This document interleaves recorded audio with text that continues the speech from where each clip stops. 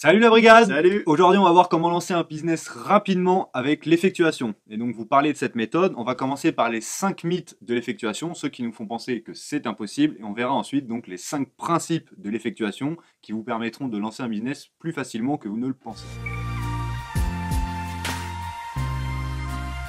Habituellement, on poste plein de vidéos sur l'investissement, que ce soit bourse, immobilier, business en ligne. Donc, si c'est des sujets qui peuvent vous intéresser, n'hésitez pas à vous inscrire juste en dessous. N'oubliez pas aussi de cocher la petite cloche pour être prévenu à chaque fois qu'il y a une nouvelle vidéo. Et rejoignez-nous aussi sur Pas de cloche. Instagram et Le groupe Facebook. voilà. Putain, on s'éclate. Donc en général, quand on pense à l'entrepreneuriat, on pense à grande idée, on pense à étude de marché, on pense à développer son produit ou son offre. Et bien sûr, cette méthode classique, elle peut fonctionner, mais elle peut être également très décourageante. Donc pour nous, l'entrepreneuriat, c'est avant tout de l'action.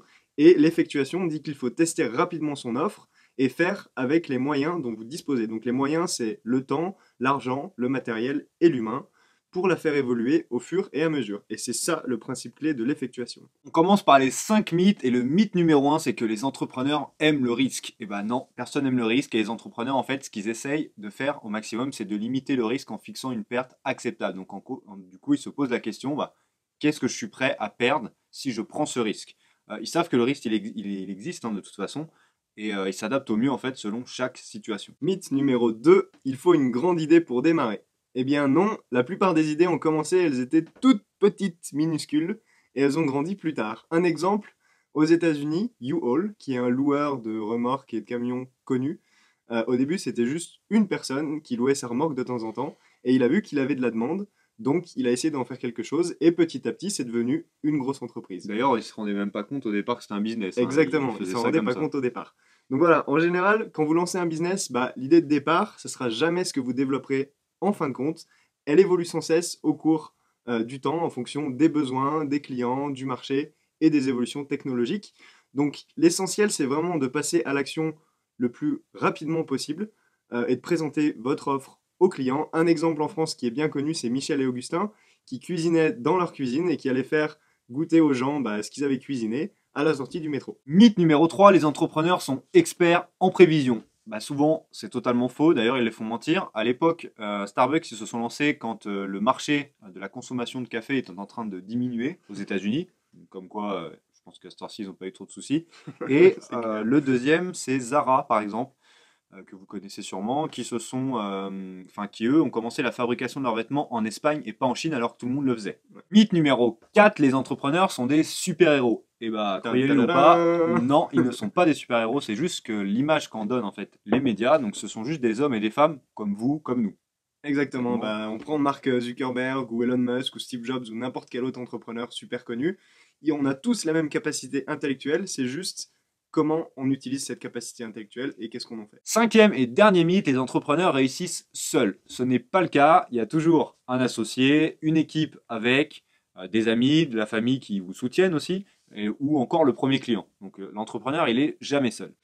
Maintenant, on va passer à la partie intéressante, les 5 principes de l'effectuation.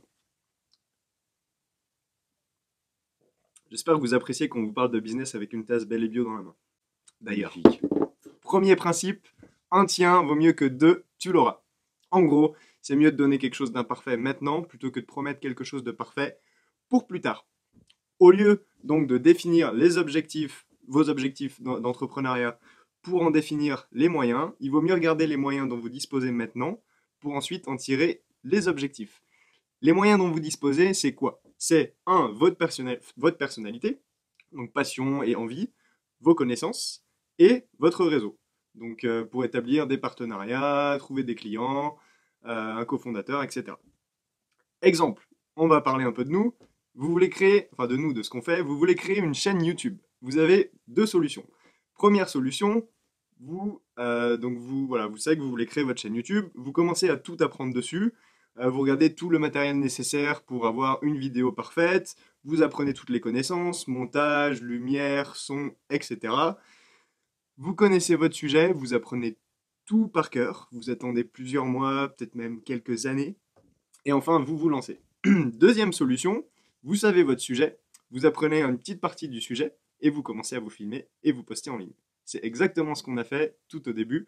On s'est dit, en fait, si on attendait d'avoir les connaissances de Warren Buffett pour parler d'investissement, bah, on pouvait attendre 60 ans. Bon, on serait déjà mort, je pense, hein, Ouais. d'ici là, hein, clairement. Et au final, on s'est dit, on va le faire maintenant. Principe numéro 2, la perte acceptable. Donc, quand vous prenez une décision, au lieu de vous demander ce que vous voulez gagner, demandez-vous ce que vous êtes prêt à perdre. Donc, c'est une autre façon de penser. Donc, qu'est-ce que vous pourriez perdre? Bah, par exemple, vous êtes prêt à perdre du temps ou de l'argent. Donc, si vous voulez lancer votre projet, bah, vous vous dites, OK, j'ai 12 mois et tant d'euros pour lancer mon projet. Si au bout de ces 12 mois où j'ai dépensé tout mon argent avant, bah, si j'ai pas réussi à obtenir des résultats, je vais revoir mes plans.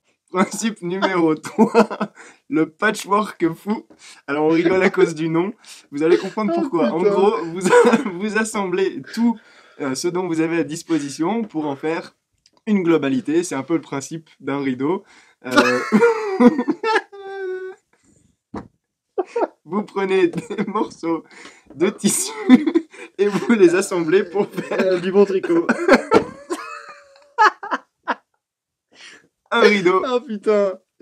J'en peux plus. Oh là. Donc en gros, avec des petits morceaux de tissu, vous faites un grand morceau de tissu plutôt que d'avoir le grand morceau de tissu directement. Justement, pour créer votre business, voilà, il est important de rencontrer des gens et de s'entourer avec des gens qui vont pouvoir apporter leurs ressources à eux. Donc par exemple, pour le cas de nous deux, moi j'apporte mes ressources au projet, Guillaume apporte ses ressources, donc on a un tout de ressources. Genre de ressources d'ailleurs, ça peut être un local, du temps, de l'argent, un Exactement. premier client. Des Voilà, compétences différentes. Exactement. Voilà, il y a plein de choses. Principe numéro 4, tirer parti des surprises, ou c'est encore ce qu'ils appellent la limonade dans le livre, ou le principe d'opportunisme. Donc il y a une phrase qui dit « Si la vie vous donne des citrons, faites de la limonade ». Ça, c'est la philosophie, je vous le dis. Donc en fait, qu'est-ce que ça veut dire? Bah, c'est juste vous tirez, enfin vous prenez une opportunité en fait des surprises que vous recevez. De toute façon, il y aura toujours des surprises dans un business. Donc Qu'elles faut pas soient bonnes essayer ou de, mauvaises. voilà, c'est ça. Faut pas essayer de les éviter en fait. Elles arriveront. Donc essayez de voir toujours une opportunité dans chaque surprise. Sachez, essayez de vous adapter au mieux en fait à chaque fois. Ayez pas peur aussi de prendre un virage à 180 degrés.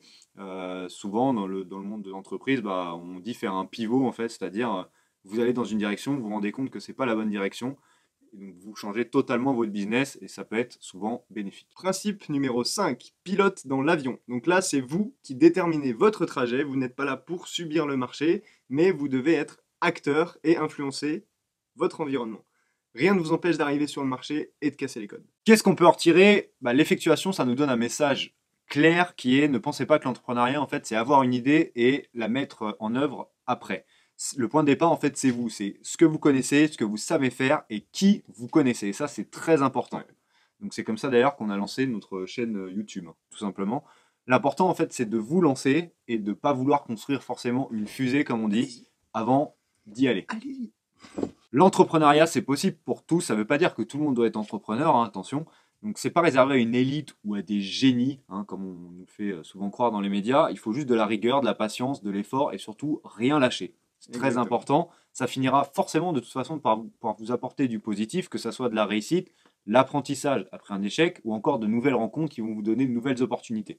En parlant de rien lâcher, Phil Knight, qui est le fondateur de Nike, voilà, on vous met le lien du livre dans la description avec le lien de l'effectuation. Derrière, je vous lis le résumé. Derrière la success story mondiale de Nike se cache un destin extraordinaire, celui de Phil Knight. Cet homme mystérieux raconte ici, pour la première fois, son incroyable aventure, de ses premières paires vendues depuis le coffre de sa voiture jusqu'au Hall of Fame des entrepreneurs. Voilà, et si vous voyez le petit rond qui s'affiche dessus, cliquez, abonnez-vous, et on se revoit dans la prochaine vidéo. Salut! Salut!